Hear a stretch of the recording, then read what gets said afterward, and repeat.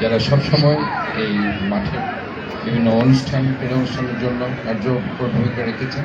ওনারা সবাই এখানে উপস্থিত আছেন। আমি নাম বলে আসলে সময় জ্ঞাপন করতে চাই না। ওনারা অত্যন্ত আমার শ্রদ্ধা সম্মানিত, এবং এখানে অনেকেই সামনে বসে আছেন। ওনারা এই মাঠ কাঁপিয়েছেন বছর ধরে, এবং এখানে দর্শক মণ্ডলী আছেন।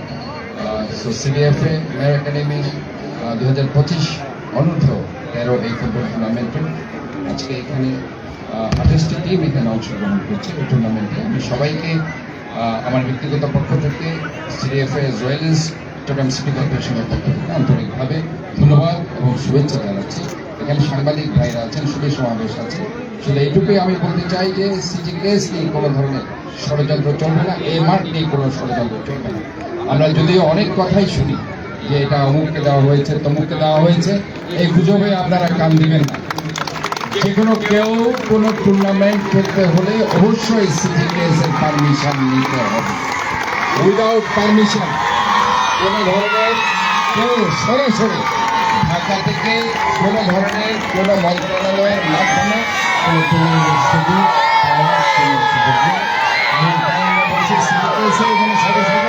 সিটি কেসের অনুমতি নিয়ে যে কোনো কেউ সেগুলো খেলাতে অংশগ্রহণ করতে পারে।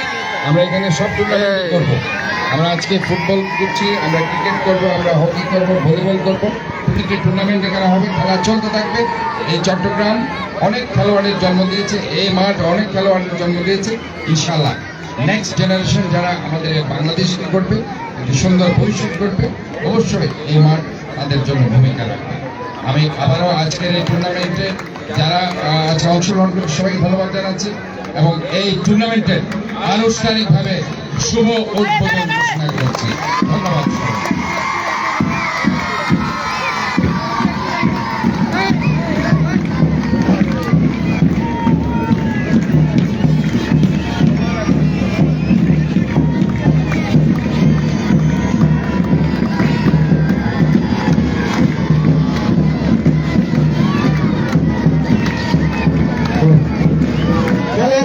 যারা বেলুন আছে তোমরা বেলুন খাওয়া যাও।